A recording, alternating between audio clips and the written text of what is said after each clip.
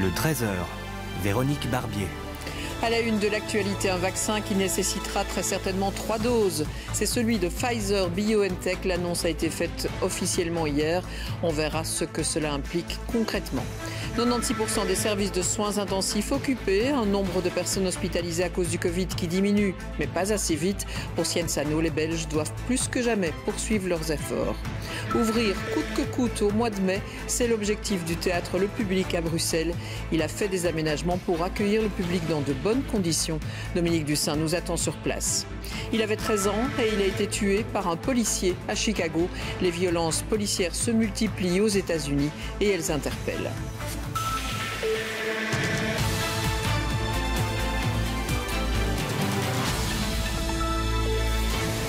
Bonjour à tous. C'est donc une annonce surprise faite hier par le patron de la firme Pfizer. Il faudra probablement une 3e dose de vaccin pour être totalement protégé contre le Covid. Un rappel tous les ans sera aussi nécessaire. Alors cela change-t-il la donne pour l'organisation de la campagne de vaccination dans notre pays? Et puis quid des autres vaccins? On fait le point tout de suite avec Sarah Hendricks. C'est le vaccin le plus administré à ce jour en Belgique. Le vaccin développé par Pfizer et BioNTech nécessite 2 injections pour une protection optimale, mais il en faudra peut-être plus. C'est ce qu'a révélé la chaîne américaine CNBC en publiant ses propos du PDG de Pfizer. Une hypothèse vraisemblable est qu'une 3e dose sera probablement nécessaire entre 6 mois et 12 mois, et à partir de là, il y aura une vaccination à nouveau chaque année, mais tout cela doit être confirmé. Une information qui ne surprend pas tous les spécialistes et qui concernera probablement les autres vaccins également. Le coronavirus n'est en effet pas près de disparaître et les vaccins nécessitent souvent des rappels. Tout dépend de l'efficacité du vaccin et surtout de la durabilité des réponses qu'il induit. Et ces réponses immunitaires suscitées par le vaccin ont tendance à s'effacer au fil du temps, plus vite après certains vaccins contre certaines maladies infectieuses que d'autres. Par exemple, vous connaissez très bien l'exemple du vaccin contre le tétanos, contre lequel on doit faire des rappels tous les 10 ans. Puis d'autre part, vous connaissez aussi les vaccins contre la grippe, contre lesquels on doit se revacciner chaque année. Mais qu'en est-il du coronavirus? Les premières personnes vaccinées il y a 6 mois avec Pfizer semblent montrer aujourd'hui encore une réponse immunitaire très forte. Une 3e dose de rappel dans un délai très proche ne serait donc pas forcément nécessaire. Reste le problème des variants. En Israël, où la couverture vaccinale est déjà très bonne, les personnes vaccinées avec Pfizer semblent moins bien résister aux variants sud-africains. À ce jour, on n'est pas sûr que ce soit nécessaire, mais il faut vraiment des analyses très poussées des différentes personnes qui sont vaccinées, voir si le variant sud-africain, à ce moment-là, devient prédominant, ce qui veut dire que le vaccin ne permettrait pas de protéger contre ce variant. Et dans ce cas, eh bien, il faudrait sans doute faire un rappel avec un vaccin, mais alors à ce moment-là, spécifique d'un variant. Les études de Pfizer sont encore en cours, mais si une 3e dose s'avérait nécessaire dans les 6 à 12 mois, ce serait suffisamment lointain pour ne pas perturber la campagne de vaccination actuellement menée chez nous. Le point à présent sur les chiffres avec la traditionnelle conférence de presse de Sciensano. Elle permet d'évaluer la situation juste avant la reprise de l'école ce lundi, des métiers de contact la semaine suivante. Et l'optimisme n'était pas au rendez-vous. 96% des soins intensifs sont occupés et le nombre de personnes hospitalisées diminue, mais pas de façon significative. Isabelle Heusen. On en a pris l'habitude. La première phrase d'Yves Van Natem donne toujours le ton. Ça s'est encore vérifié aujourd'hui. Nous avions des signaux lumineux plutôt au vert, on l'a dit les dernières semaines. Pour l'instant, la teinte se trouble un petit peu et est surtout marquée par une certaine incertitude. Car il n'y a pas de baisse significative, les contaminations augmentent un peu, le taux d'occupation dans les hôpitaux est toujours trop élevé, le nombre de décès est légèrement à la hausse. Nous déplorons actuellement 41 décès par jour, soit 3% de plus que la semaine précédente. Ces décès se produisent toujours chez les personnes entre 65 et 85 ans et on le verra par la suite essentiellement, pour ne pas dire quasi exclusivement, en dehors des maisons de repos. Autre inquiétude, le nombre de tests a fortement diminué, c'est certainement dû aux vacances, et le taux de positivité reste très élevé. Un autre chiffre est à la hausse, mais celui-là il est positif, c'est celui de la vaccination. Le nombre de vaccinations est en forte augmentation sur une base hebdomadaire, puisqu'on est passé de 330 000 vaccinations par semaine à 520 000 vaccinations par semaine, autrement dit un demi-million de personnes. L'impact de la vaccination grandit, mais selon les experts, il n'est pas encore suffisamment important pour lâcher davantage de lest. Les événements culturels ne sont pas encore autorisés, mais des tests grandeur nature doivent être faits. Cela fait plus d'un mois qu'on en parle au sein de la Fédération Wallonie-Bruxelles. Mais comme rien ne bouge, certains acteurs du secteur anticipent, ils ne veulent plus attendre. Exemple avec le théâtre Le Public à Saint-Josse, Dominique Dussin. Il ouvrira début mai et tout a été aménagé pour accueillir les spectateurs dans de bonnes conditions et selon les règles. Oui, effectivement. En fait, ici, nous sommes dans l'ancien parking du théâtre Le Public qui a été entièrement aménagé en salle extérieure avec une jolie terrasse et qui donc pourra accueillir à partir de début mai des spectacles et des spectateurs. Alors, les spectateurs qui seront équipés d'un casque audio pour leur confort sonore d'une part et surtout pour éviter de gêner le voisinage puisqu'il y a plein d'appartements ici tout autour. C'était juste un parking normalement. Et donc, pour que les spectacles puissent avoir lieu silencieusement pour les voisins, eh bien, il y aura tout simplement des casques pour tout le monde. Alors, il y a une grande programmation en extérieur qui est prévue pour tout l'été, mais la direction compte également ouvrir les salles en indoor, en intérieur. Ils ont 3 salles qui ont été aménagées pour purifier l'air. Et bon, ça, ce sera dans un deuxième temps. Ils pourraient aussi utiliser des astuces pour pouvoir ouvrir ces salles indoor, comme par exemple installer une librairie et donc pouvoir accueillir autant de monde qu'une librairie peut accueillir de monde dans le commerce. Alors, quel est le programme de cette saison d'été du Théâtre Le Public? Je vous propose de le découvrir en écoutant le co-directeur de ce théâtre. Ça commence tout début mai, toujours dans le respect des règles sanitaires, des protocoles de sécurité, de ce qui est permis. Et ça va exister tout l'été jusqu'au 15 septembre. 60 artistes, principalement ceux qui avaient été mis au chômage temporaire ou qui avaient vu leur travail interrompu pendant toute cette saison horrible, vont pouvoir reprendre la parole cet été dans un concept retrouvailles avec des artistes de garde, des spectacles de théâtre, des spectacles de musique, des spectacles pour adultes, des spectacles pour enfants, des spectacles en famille. C'est à peu près 140 représentations qui sont prévues entre début mai et mi-septembre. Voilà, l'envie est là au Théâtre Le Public. Merci Dominique pour cette interview. Ils sont organisateurs de mariages et ils aimeraient retravailler rapidement. Dès le 8 mai, les rassemblements de 50 personnes seront permis en extérieur. Est-ce suffisant pour les professionnels du secteur et pour les futurs mariés? Réponse en images avec ce reportage de Sophie Mergen et Alexis Gonzalez. Moi, je le mettrai à l'extérieur et comme ça, ça sera plus beau. On va les voir là pour les mettre. Dernier préparatif pour Marine et Kevin. Malgré des mesures contraignantes, ils ont décidé de maintenir leur mariage en mai prochain. Une libération. Oui, ça donnera bien. Nous avons décidé de le faire cette année-ci parce que ça fait plus de 2 ans que nous avons choisi cette date. Symboliquement, c'est l'année de nos 30 ans. Donc voilà, on s'est dit ce sera l'occasion de faire une grosse fête pour nos 30 ans aussi. Les 2 mariés sont très enthousiastes, mais ils savent aussi qu'ils vont devoir choisir 15 personnes à l'intérieur pour la cérémonie à l'église, 50 personnes à l'extérieur pour le banquet. Voilà les règles, il faut tout repenser. Ça donne bien, ici ça va. Il a fallu tout réorganiser justement, donc du nombre d'invités, de la formule à faire. On est toujours aussi sans savoir si on peut mettre des tables, si on peut mettre des tables, avec combien de personnes, si c'est debout, si c'est assis. Marine et Kevin fêteront leur mariage à l'abbaye d'Aulne. La salle intérieure ne pourra pas être utilisée, il faudra tout faire à l'extérieur. Le traiteur est soulagé de pouvoir reprendre, mais il est peu rassuré par l'ampleur de la tâche qui l'attend. Bien, on va dresser des tonnelles et on dressera les tables en dernière minute. Aussi, il y aura des problèmes aussi avec le vent. On ne peut pas laisser des tables la nuit, donc tout ça va devoir se faire le jour même. Ça va être une gestion assez difficile quand même. Ce ne sera pas rentable, c'est plutôt anecdotique. C'est plus psychologique, c'est pour nous sortir un petit peu de ce marasme. Si l'annonce du Codeco sonne comme un léger déconfinement, le secteur des mariages est très inquiet. Peu de couples ont souhaité célébrer leur mariage dans les conditions actuelles.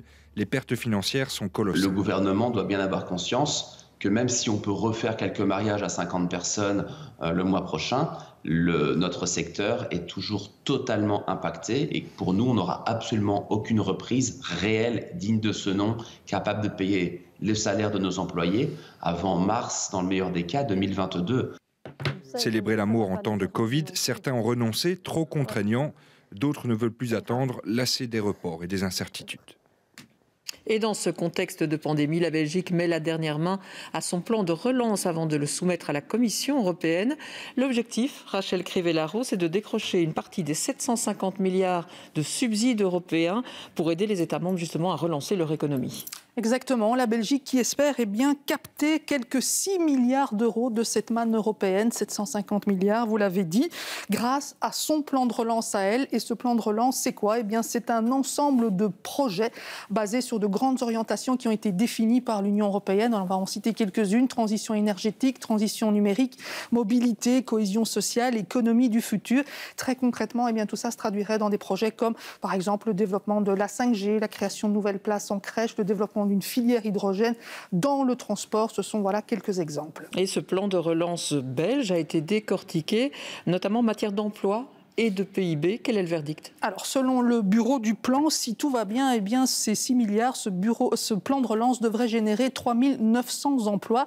Et ces 6 milliards, là aussi, si tout va bien, ils devraient avoir pour effet de créer une croissance de 0,14% supplémentaire annuel du PIB. PIB, je vous le rappelle, l'ensemble des richesses produites par le pays. Alors, à vue de nez, ça peut paraître quand même modeste, 3 900 emplois. Oui, c'est vrai que ça peut paraître peu, mais vous voyez, les 6 milliards, ça n'a pas pour objectif de doper particulièrement l'emploi ou le produit intérieur brut. En fait, ces 6 milliards, ils ont surtout comme vocation de créer ce qu'on appelle une dynamique vertueuse. Donc, on parle là du long terme, de quelque chose qui doit se juger à l'aune du futur. Par ailleurs, il faut encore rappeler une petite chose, c'est que ces projets, ces 6 milliards, la Belgique ne les obtiendra que si les projets qu'elle a rentrés seront bel et bien retenus par l'Union européenne, par la Commission, si la Commission estime que ces projets sont conformes au cahier des charges. Merci pour ces précisions, Rachel Crivellaro. On va évoquer à présent l'actualité à l'étranger avec cette nouvelle vidéo qui choque les États-Unis. C'est celle d'une intervention policière à Chicago. Un adolescent de 13 ans a été tué alors qu'il répondait aux injonctions du policier. Les images datent de la fin du mois de mars. Elles viennent d'être publiées. Elles sont brutales, difficiles même à supporter. Et elles font évidemment écho à d'autres drames. La mort de George Floyd ou plus récemment de Daunte White à Minneapolis. Benoît Feit. Ces images datent du 29 mars dernier. La police de Chicago les a rendues publiques hier et elles sont particulièrement brutales.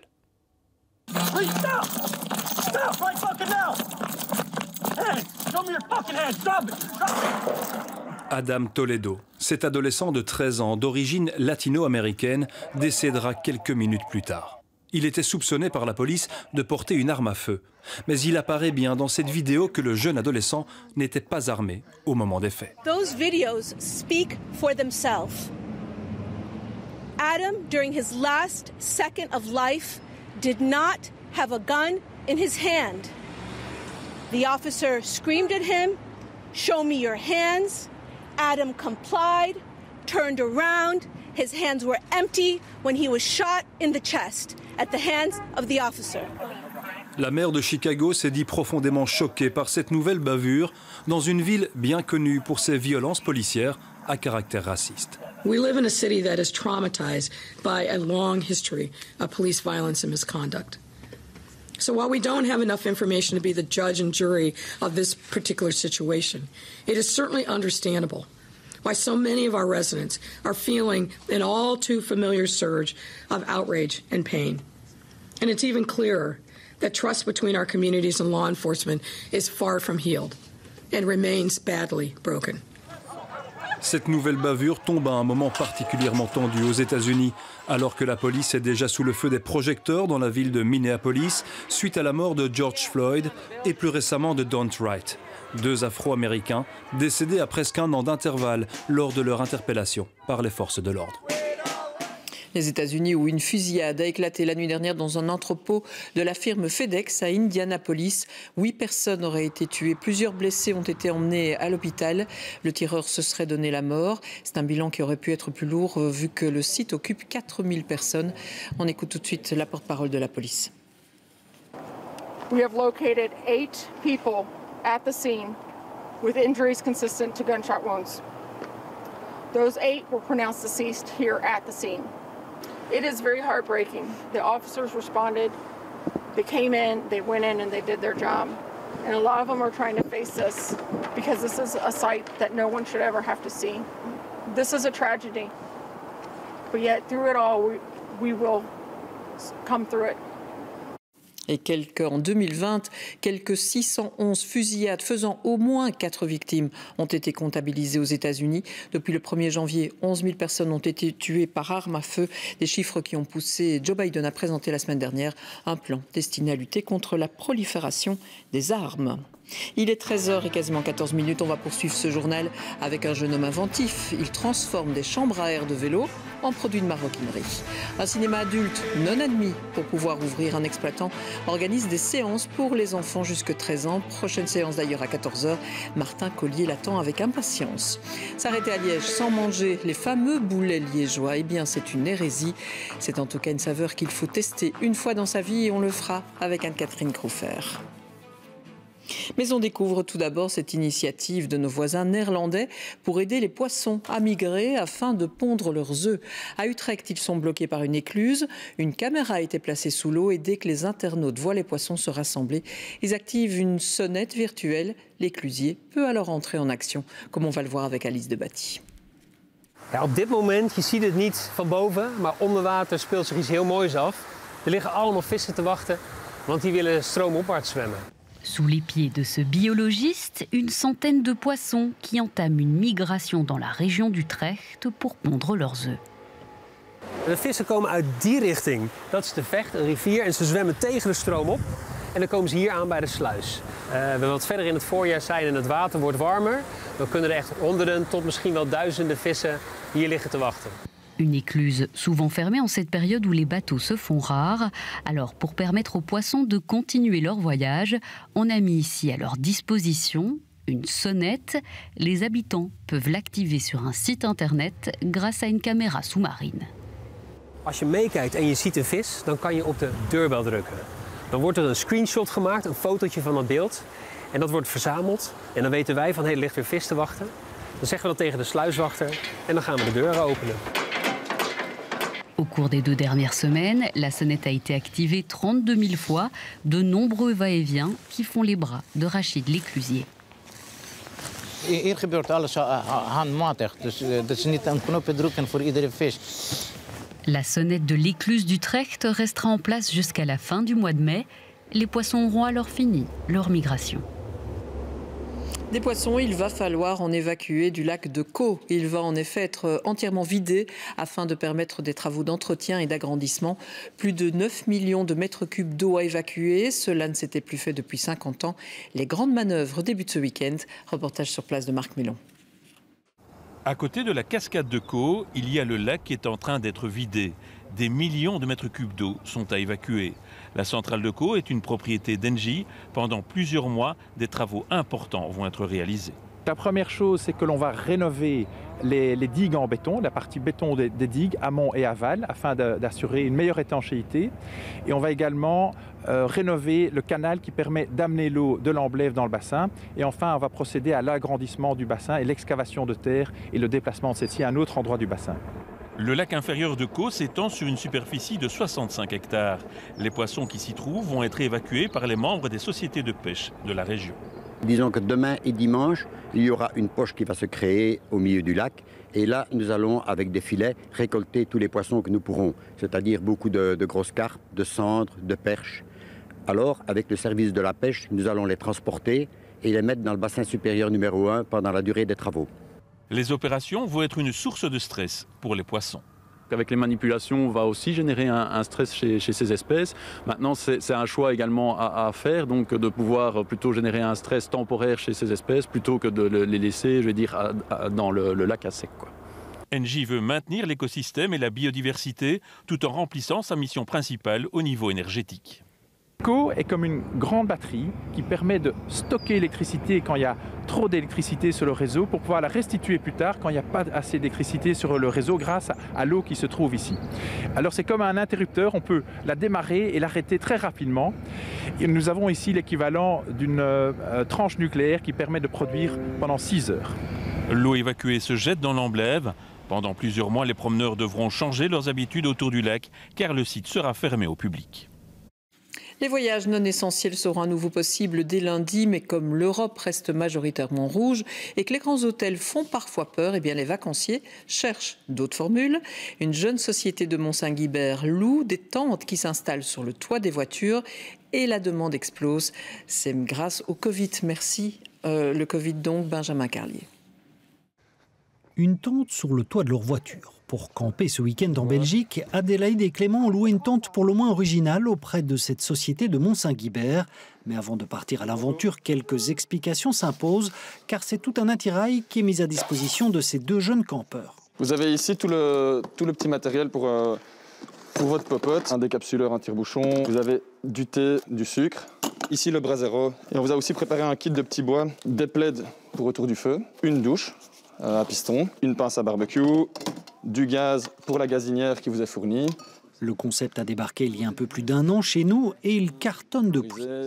On est assez étonné de l'engouement, mais depuis on a commencé le premier confinement et on loue quasiment nos tentes tout le temps et tous les week-ends. Même en hiver, des gens sont partis assez étonnamment à la neige. Ces deux amis n'ont pas encore choisi l'endroit où ils déplieront leur tente ce soir, mais ce n'est pas le plus important pour eux. Ça nous permet de bouger en restant entre nous et de pouvoir choisir les endroits où on va et d'être libre. Voilà, tout simplement. Le grand avantage de la tente fixée sur le toit de la voiture, c'est que l'on peut s'installer pratiquement partout pour y passer une nuit. On n'est pas soumis aux mêmes règles que les camping-cars, par exemple. Ici, nous, on propose le bivouac qui est toléré en Belgique. De 19h à 9h du matin, on peut s'installer à un endroit en respectant les lieux, la faune, la flore et l'environnement. Il ne faudra que quelques minutes aux deux campeurs pour déplier leur tente et installer leur futur lit. Ils resteront finalement dans le Brabant wallon pour y passer une première nuit. Leur seule crainte, avoir un peu froid pendant leur sommeil. Voilà, on a pris nos polaires, on s'est parés, quoi. On imagine que ça va aller, hein. On va être positif. Si la location de tentes installée sur le toit de sa voiture est assez répandue en Flandre ou encore aux Pays-Bas, seules 2 entreprises le proposent en Wallonie. Mais la période particulière que nous traversons va peut-être changer la donne. Rien ne se perd, tout se transforme. C'est l'idée défendue par un jeune de la région de Tournai. Il façonne des pièces de maroquinerie avec d'anciens pneus de vélo. Et on l'a surpris, la main dans le sac, dans l'atelier de fabrication. C'est une rencontre signée Thomas Dechamps. Comme dans la maroquinerie classique, c'est un travail de patience et de précision, à ceci près qu'il ne s'agit pas ici de cuir, mais de vieilles chambres à air de vélo, une matière finalement comme les autres pour ces deux couturières. Ça m'a étonnée, au début j'étais de l'autre côté, donc du côté où on faisait les matelas, et au final j'ai changé, on m'a mis ici et ça va, ça s'est bien passé. Je m'y attendais pas, puis au début ça fait bizarre, mais on s'y habitue. Confectionner des sacs, des trousses ou des portefeuilles à partir de chambres à air usagées, c'est le pari un peu fou que s'est lancé ce jeune tournaisien. Passionné de cyclisme, mais dépité de voir la masse de déchets que produit le secteur. Elles sont mises dans le sac noir quand c'est chez les gens, et dans un magasin de vélo, dans la poubelle qui est emportée chaque semaine ou toutes les 2 semaines. Et c'est en fait incinéré, et ce qu'il en reste est enfoui. Donc l'idée, c'est de leur trouver une nouvelle vie. Et je me suis dit, qu'est-ce qu'on peut faire avec ? Le matériau est souple, rigide, assez résistant. Résistant aussi à l'eau, pas forcément imperméable, parce que si elles sont ici, c'est qu'elles sont déjà crevées, mais on peut les coudre, et c'est ce qu'est en train de faire Azrat d'ailleurs, découper après les panneaux pour les réassembler à l'image du cuir. C'est exactement comme le travail du cuir. Et pour boucler la boucle de cette économie circulaire, il s'est adressé à une entreprise de travail adaptée de sa région, où des personnes en situation de handicap ont développé un véritable savoir-faire en matière de confection. Depuis 40 à 50 ans, nous faisons déjà de la confection industrielle et principalement, je veux dire, du matelas isolant. Et donc, on était dans l'économie d'énergie via le chauffage des industries. Aujourd'hui, grâce à Valentin, en fait, on rentre dans l'ère du recyclage via forcément le recyclage de la chambre à air. Le tout livré, bien sûr, à vélo, même si pour voir plus grand, Valentin espère bien s'offrir un véritable vélo cargo grâce à une campagne de financement participatif sur Internet. Les enfants à la fête à Ath, le cinéma local leur est entièrement réservé. C'est la piste suivie en tout cas par l'exploitant pour ne pas devoir fermer totalement la salle. Puisque les activités pour enfants sont autorisées, pourquoi ne pas proposer un ciné-club adapté ? Il s'agit de séances par an non admis et elles ont du succès, Martin Collier. Mais oui, tout à fait, Véronique, je vous propose de faire quelque chose que vous n'avez certainement plus fait depuis très longtemps, c'est-à-dire rentrer dans une salle de cinéma, ici juste derrière moi, et pas n'importe quelle salle de cinéma, puisque vous l'avez dit, c'est une salle de cinéma entièrement dédiée aux enfants, 800 enfants qui se sont succédés pendant les vacances de Pâques ici pour venir voir des films dédiés aux enfants. Et pour en parler, j'ai avec moi monsieur Alexis Lambert, qui est animateur, programmateur. Monsieur Lambert, les enfants, quand ils viennent ici, qu'est-ce qu'ils vont pouvoir voir ? Eh bien, toute une sélection en fait de films qui leur sont réservés. Bien sûr, c'est une sélection de films pour le jeune public. Alors évidemment, on a un panel assez varié. Il y a des films d'animation, bien entendu, ça pour le jeune public, mais pas uniquement. Il y a aussi des films de fiction. Alors la particularité de cette séance, évidemment, les parents non admis, ça on l'a bien compris, mais c'est aussi que c'est une séance qui est encadrée en fait. Ce qu'on fait habituellement pour notre public de ciné-club, eh bien on le fait ici pour les enfants. Ils sont encadrés, on leur parle du film. Bon. Alors justement, l'idée c'est de faire plaisir aux enfants, bien sûr, mais peut-être, pourquoi pas, d'aider un peu les parents en manque d'inspiration pour des sorties en ce moment ?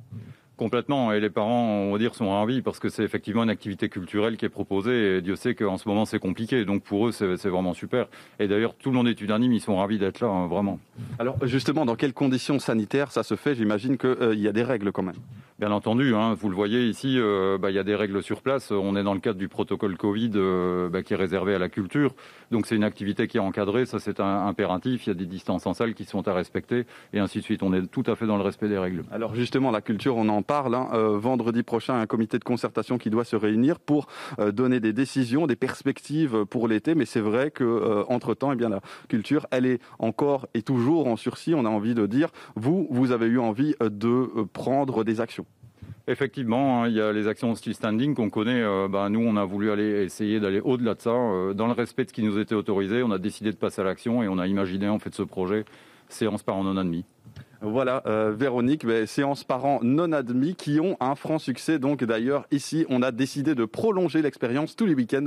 Le cinéma sera donc ouvert pour les enfants samedi et dimanche. Et quand on voit ça, ça donne envie de retomber en enfance. Merci beaucoup, Martin.